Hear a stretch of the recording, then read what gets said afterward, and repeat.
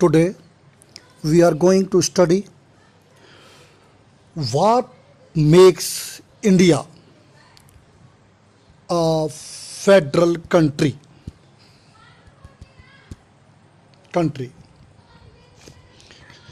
जैसा कि हम जानते हैं, हमने इससे पहले लेक्चर में ये समझा कि व्हाट इज़ फेडरेशन। जैसे एग्जाम्पल के लिए हम सभी जानते हैं what is democracy, government of the people, by the people, for the people.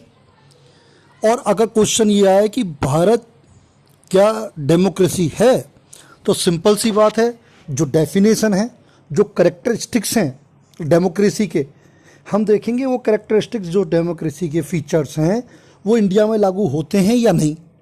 अगर इंडिया में लागू होते हैं वो, तो इंडिया डेमोक्रेटिक कंट्री है। डेमोक्रेटिक कंट्री में जो गवर्नमेंट होती है, रिप्रेजेंटेटिव गवर्नमेंट होती है, उसका चुनाव जनता करती है इलेक्शन में। हम देखते हैं इंडिया में होता है इलेक्शन और इंडिया ही रिप्रेजेंटेटिव चुनकर भेजती है, विधानसभाओं के लिए भी और लोकसभा के लिए भी।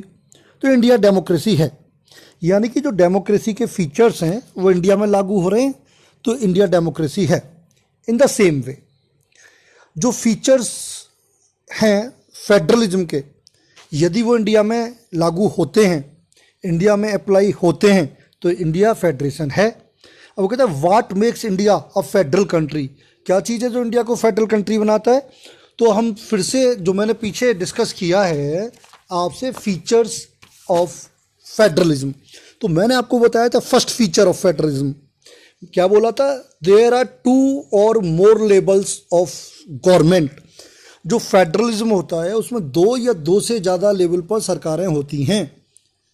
तो अब देखते हैं इंडिया की क्या स्थिति है। देखिए, Indian constitution originally provided for a 2-tier system of government with the union government representing the union of India and the state governments. जो भारत का कॉन्स्टिट्यूशन है ओरिजिनली, वो भारत में 2 स्तर की सरकार बनाता है। एक तो यूनियन गवर्नमेंट बनाता है पूरे देश के लिए, पूरी यूनियन के लिए, और अलग अलग स्टेट्स के लिए गवर्नमेंट्स बनाता है। तो ओरिजिनल कॉन्स्टिट्यूशन भी हमारे यहाँ पर 2 और लेवल की सरकार की बात कर रहा है। Later a 3rd tier of federalism was added in the form of panchayati and municipalities. बाद में एक तीसरे स्तर की गवर्नमेंट और भारत में जोड़ दी गई। मैंने बताया था आपको 72 और 73 अमेंडमेंट किया गया कॉन्स्टिट्यूशन में 1992 में, और ग्राम पंचायत और नगर पालिकाएँ स्थापित कर दी गई। तो अब इंडिया में 2 और 2 से ज़्यादा लेवल पर सरकार हैं, 3 लेवल पर सरकार हैं। इट मीन्स जो पहला फीचर था फेडरलिज्म का, देयर आर 2 और मोर लेवल्स ऑफ गवर्नमेंट, ये इंडिया पर अप्लाई होता है। इंडिया में 2 और 2 से ज़्यादा लेवल की सरकार है। तो इस आधार पर, पहले फीचर्स के आधार पर हमारा कंट्री फेडरेशन है। अब हम देखते हैं जो हमने सेकंड फीचर देखा था फेडरलिज्म का, वो क्या था, different tiers of government govern the same citizens but each tier has its own jurisdictions. कि जो सरकारें होती हैं डिफरेंट लेवल की, वो सेम सिटीजन पर शासन करती हैं, लेकिन उनका अधिकार क्षेत्र अलग अलग होता है। अब ये देखते हैं भारत में ये है कि नहीं है। देखिए इंडिया में, in India different tiers of government enjoy separate jurisdictions as in any federation, and Indian constitution clearly provided a 3-fold distribution of legislative powers between the union government and the state government। देखिएगा India में जो different level की सरकारें हैं उनका अधिकार क्षेत्र बिल्कुल अलग अलग है, जैसा किसी भी फेडरेशन में होता है। और इंडियन कॉन्स्टिट्यूशन में क्लियरली 2 स्टेट्स और गवर्नमेंट है, स्टेट गवर्नमेंट्स और सेंट्रल गवर्नमेंट, इनके बीच में पावर को क्लियरली कॉन्स्टिट्यूशन में डिवाइड किया गया, डिस्ट्रीब्यूट किया गया है।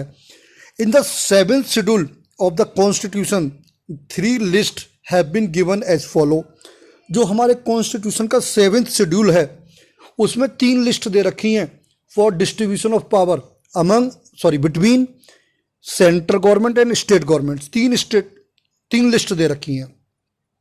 इन लिस्ट के विषय में अभी हम पढ़ेंगे और यहाँ पर ये क्लियर हो जाएगा। देखिएगा, थर्ड जो की फीचर था फंडामेंट उसका फेडरलिज्म का, वो क्या था कि ये जो jurisdictions of respective levels of tiers है गवर्नमेंट, ये कॉन्स्टिट्यूशन में स्पेसिफाइड होना चाहिए, यानी कि पावर डिवाइडेड कॉन्स्टिट्यूशन के द्वारा होनी चाहिए। तो देखिए यहाँ पर इंडिया के जो कॉन्स्टिट्यूशन है उसके 7th शेड्यूल में क्लियर डिवीजन है पावर का स्टेट्स और यूनियन गवर्नमेंट में।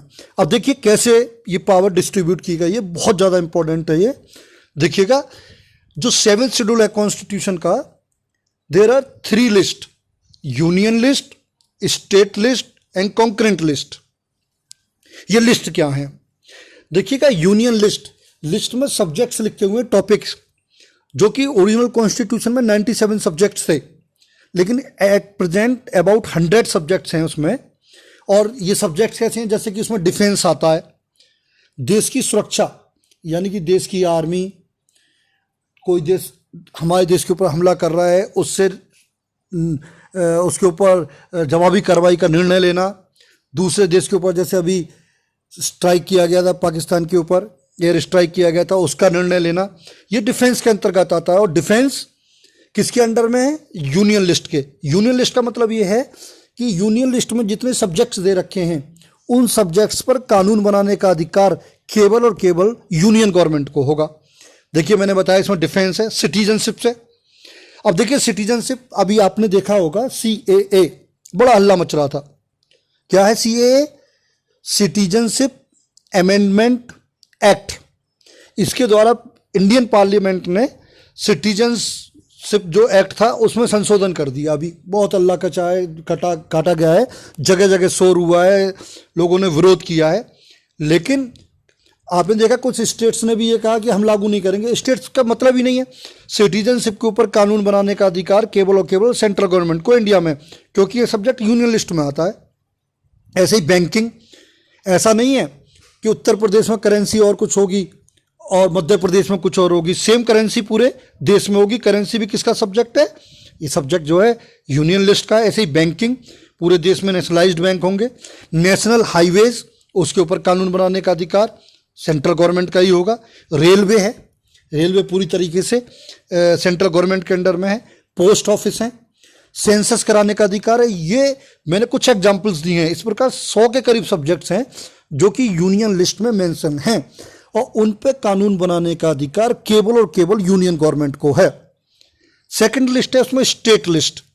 स्टेट लिस्ट में ओरिजिनल कॉन्स्टिट्यूशन में 66 सब्जेक्ट थे, एट प्रेजेंट 61 के करीब हैं। इसमें जो टॉपिक्स दे रखे हैं, इसमें जो सब्जेक्ट्स दे रखे हैं, उस पर कानून बनाने का अधिकार केवल और केवल किसको है? स्टेट गवर्नमेंट को। इसमें यूनियन गवर्नमेंट इंटरफेयर नहीं करेगी। जैसे कि सब्जेक्ट है पुलिस, हर स्टेट की पुलिस अपनी अलग है, पुलिस के लिए नियम कानून व्यवस्था सब करने का अधिकार हमारी स्टेट गवर्नमेंट्स को है। पब्लिक हेल्थ, एग्रीकल्चर, फिशरीज, ये ऐसे सब्जेक्ट्स हैं जिन पर, और भी बहुत सारे हैं, मैंने बताया 61 है, जिन पर केवल और केवल कानून बनाने का अधिकार हमारी स्टेट गवर्नमेंट को है। इसमें इंटरफेयर करने का अधिकार सेंट्रल गवर्नमेंट को नहीं है। अब बात करते हैं तीसरी, कॉन्करेंट लिस्ट की। इसमें ओरिजिनल कॉन्स्टिट्यूशन में तो 47 सब्जेक्ट्स थे, लेकिन अब 52 के करीब हैं। इसमें जो सब्जेक्ट्स होते हैं कॉन्करेंट लिस्ट में, कॉन्करेंट लिस्ट को हम कॉमन लिस्ट के नाम से भी जान सकते हैं। इसमें इस लिस्ट में जो सब्जेक्ट दिए हुए हैं उन पर कानून बनाने का अधिकार यूनियन गवर्नमेंट को भी है और स्टेट गवर्नमेंट को भी है, दोनों बना सकते हैं। जैसे इसके सब्जेक्ट्स हैं, कुछ मैंने दे रखे हैं। एजुकेशन, आप देखिएगा, आप खुर्जा में रह रहे हैं यूपी में, और यहाँ पर यूपी गवर्नमेंट का शासन है, लेकिन आप पढ़ रहे हैं CBSE में, जो कि यूनियन गवर्नमेंट का बोर्ड है। CBSE बोर्ड में पढ़ रहे हैं आप। और कुछ बच्चे खुर्जा में ऐसे भी हैं जो यूपी बोर्ड में पढ़ रहे हैं, जो JS इंटर कॉलेज में SMJ में पढ़ रहे हैं, वो यूपी बोर्ड में पढ़ रहे हैं। तो एजुकेशन पर दोनों ही कानून बना सकते हैं, दोनों ही व्यवस्था कर सकते हैं। ऐसे ही forest, protection of wild life animals and birds, forest का है, फॉरेस्ट से संबंधित कानून दोनों गवर्नमेंट बना सकती हैं। प्रोटेक्शन ऑफ वाइल्ड लाइफ से संबंधित कानून दोनों सरकारें बना सकती हैं। वेट और मेजर है, मैरिज है, डाइवोर्स है, ये सारी चीज़ें हैं, पर दोनों ही सरकारें, स्टेट गवर्नमेंट भी और यूनियन गवर्नमेंट भी, दोनों ही कानून बना सकती हैं। लेकिन अगर कंडीशन ऐसी आ जाए कि कॉन्करेंट लिस्ट के किसी विषय पर दोनों गवर्नमेंट्स में, यूनियन गवर्नमेंट्स में और स्टेट गवर्नमेंट्स में कोई ऐसा विवाद आ जाए कि दोनों गवर्नमेंट आमने सामने आ जाए तो दोनों ही कानून बना दें उस पर, और कॉन्ट्राडिक्टरी, दोनों एक दूसरे के विरोधी कानून बनाएं, तो यहाँ पर केंद्र सरकार का कानून ही मान्य होगा ऐसी कंडीशन में। अब ये 3 लिस्ट देखी हमने, और इन तीनों लिस्ट से हमें ये पता पड़ा कि इंडिया में यूनियन गवर्नमेंट के पास ज़्यादा पावर है थोड़ी सी। क्यों है? मैंने आपको शुरुआत में बताया था कि फेडरलिज्म 2 तरीके से बनता है, कमिंग टुगेदर और होल्डिंग टुगेदर। इन दोनों का डिफरेंस भी मैंने आपको बताया था, और उसका मुख्य डिफरेंस ये था कि कमिंग टुगेदर में तो स्टेट्स और सेंट्रल बराबर की पावर रखते हैं, जबकि होल्डिंग टुगेदर में थोड़ा बहुत शक्ति यूनियन गवर्नमेंट की ज़्यादा होती है। और इंडिया क्या है? होल्डिंग टुगेदर, इसलिए थोड़ी सी पावर यहाँ पर ज़्यादा है, किसको? यूनियन गवर्नमेंट को। अब देखिएगा, ये बैठकर हमने डिस्ट्रीब्यूशन तो कर दिया हमारे संविधान बनाने वालों ने, लेकिन बहुत सारे ऐसे सब्जेक्ट्स होंगे जो उस समय माइंड में ही नहीं आए होंगे और वो बाद में आए हैं दिमाग में, और उन पे कानून कौन बनाएगा? ऐसे सब्जेक्ट्स जो इन तीनों लिस्ट में नहीं हैं उन्हें रेजिडरी सब्जेक्ट्स बोलते हैं, और हमारे कॉन्स्टिट्यूशन में आर्टिकल 248 में इनके विषय में लिखा हुआ है, और स्पष्ट हमारा कॉन्स्टिट्यूशन कहता है कि जो रेजिडरी सब्जेक्ट्स होंगे उनके ऊपर कानून बनाने का अधिकार भी केवल और केवल यूनियन गवर्नमेंट को होगा, किसी स्टेट गवर्नमेंट को नहीं होगा। जबकि जो ट्रू फेडरेशन होता है, जैसे कि यूएसए में जो रेजिडरी सब्जेक्ट्स हैं उन पे कानून बनाने का अधिकार किसको है? स्टेट्स को। लेकिन क्योंकि हम होल्डिंग टुगेदर हैं, इसलिए हमारे यहाँ पर क्या है? केंद्र को ज़्यादा शक्ति दी गई है। तो हमने देखा कि जो फेडरलिज्म के 3 मुख्य फीचर्स थे कि 2 से ज़्यादा लेवल पर सरकार होगी, जो जुरिडिक्शन से अलग अलग होंगे, कॉन्स्टिट्यूशन के द्वारा पावर बांटी जाएगी, ये तीनों चीज़ हमने देखा इंडिया पे अभी तक अप्लाई हो रही हैं। अब बात करते हैं आगे। This sharing of power between the union government and the state government is basic to the structure of the constitution. जो ये पावर डिवीजन की व्यवस्था है, ये बेसिक स्ट्रक्चर है हमारे कॉन्स्टिट्यूशन का। It is not easy to make changes to this power sharing arrangement. बहुत आसानी से इसमें परिवर्तन नहीं किया जा सकता। The parliament can not on its own change this arrangement. Parliament अकेले इसको चेंज नहीं कर सकती। Any change to it has to be first passed by both houses of the parliament with at least 2/3 majority. अगर कोई change करना है तो पहले तो पार्लियामेंट के दोनों हाउसेज में, राज्यसभा और लोकसभा में पास करना पड़ेगा 2/3 मेजोरिटी से। Then it has to be rectified by the legislatures of at least half of the total state. और उसके बाद में जितने टोटल स्टेट्स होंगे इंडिया में उस समय जब ये चेंज करना होगा, तो आधे से ज़्यादा स्टेट उसको अनुमति देंगे, तभी परिवर्तन होगा। और यही देखिएगा फीचर था जो मैंने फेडरलिज्म के फीचर्स बताए थे, उसमें मैंने आपको बताया था जो फीचर नंबर 4 था वो क्या था? The fundamental provision of the constitution can not be unilateral changed by one level of government. कि जो फंडामेंटल प्रोविजन होंगे उनको कोई एक सरकार अपने लेवल पर चेंज नहीं कर सकती अकेले। तो देखिए इंडिया में अगर चेंज करना है इस पावर शेयर में तो कितना बड़ा प्रोसीजर है कि पहले दोनों पार्लियामेंट के हाउसेज में पास करना है, वो भी 2/3 मेजोरिटी से। उसके बाद में मान लीजिए एट प्रेजेंट 28 स्टेट हैं, तो 15 स्टेट, 50 से ज़्यादा 15 स्टेट्स की भी अनुमति, सहमति चाहिए, तभी चेंज हो पाएगा। तो हम देखते हैं। और दूसरा अगला जो हमारा फेडरलिज्म के जितने भी पॉइंट्स हैं वो सब लागू होते हैं। यहाँ पर देखिएगा हमारा जो फेडरल ऑब्जेक्टिव थे वो क्या थे? टू प्रमोट यूनिटी प्रमोट करता है हमारा कॉन्स्टिट्यूशन, और रीजनल डाइवर्सिटी को भी अकोमोडेट करता है। और सोर्स ऑफ रिवेन्यू भी क्लियर लिखा हुआ है कि किसका सोर्स ऑफ रिवेन्यू क्या होगा, कौन सा टैक्स कौन सी गवर्नमेंट लेगी, ये भी क्लियर है। इट मीन्स जो फीचर्स हैं फेडरलिज्म के वो सारे इंडिया में हैं। It means India is a federal country. अब पावर डिस्ट्रीब्यूशन आपकी समझ में आ गया होगा कैसे इंडिया में किया गया है, किस तरीके से किया गया है। अच्छा, एक और फीचर था फेडरलिज्म का, वो क्या था? आपने देखा था कि supreme court of the country work as a umpire, कि कोर्ट जो है वो एम्पायर की तरह वर्क करेगा, वही कॉन्स्टिट्यूशन को इंटरप्रेट करेगा। हमने देखा था पहले, अब देखिए इंडिया में है कि नहीं है। देखें, in India in case of any dispute about the division of power the high courts and supreme courts make decision. It means that court plays the role of umpire in India. Court ही play कर रहा है empire का role, ये feature भी India में है। It means India is a federal country. I think clear हो गया होगा कि फेडरेशन के फीचर्स क्या हैं और इंडिया फेडरेशन है। अब अभी तक कितना आपने सीखा है उसको जानने के लिए आपकी बुक में कुछ क्वेश्चंस दे रखे हैं, टेस्ट दे रखे हैं कि आपकी समझ में कितना आया। तो फर्स्ट टेस्ट है जो यहां आपके सामने डिस्प्ले हो रहा है, देखिए। Pokhran, the place where India conducted its nuclear test lies in Rajasthan. Suppose the government of Rajasthan was opposed to the central government's nuclear policy. Could it prevent the government of India from conducting the nuclear test? क्या है test? देखिएगा, पोखरण जो कि राजस्थान का एक शहर है जहां पर भारत की सरकार ने न्यूक्लियर टेस्ट करवाए थे।